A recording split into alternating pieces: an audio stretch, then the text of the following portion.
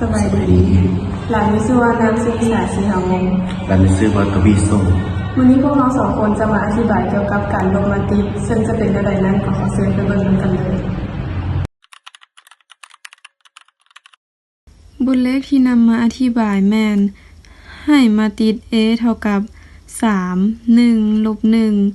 0 2 4และมาติด b แม่นเท่ากับ0 ลบ 2 1 ลบ 1 1 0แล้วมาติด 2b ลบ 3a แม่นเท่าใดบทแก้แม่นจากบทเลขเฮามีมาติด a เท่ากับ3 1 ลบ 1 0 2 4และมีมาติด b แม่นเท่ากับ0 ลบ 2 1 ลบ 1 1 0เฮาซอกหามาติด 2b ลบ 3a โดยการคูณ2ให้มาติด b คูณ3ให้มาติด a 2คูณมาติด b มันจะได้2คูณ0ได้0 2คูณลบ2ได้ลบ4 2คูณ1ได้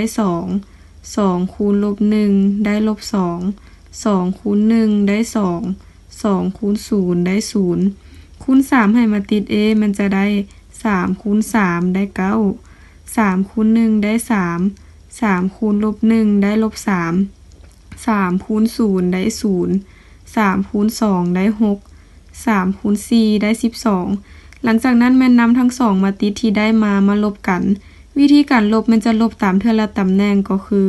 0ลบ9ได้ลบ9ลบ4ลบ3ได้ลบ7 2ลบ3ได้5ลบ2ลบ0ได้ลบ2 2ลบ6ได้ลบ4 0ลบ12ได้ลบ12ฉะนั้นเฮาก็จะได้มาติด 2b ลบ 3a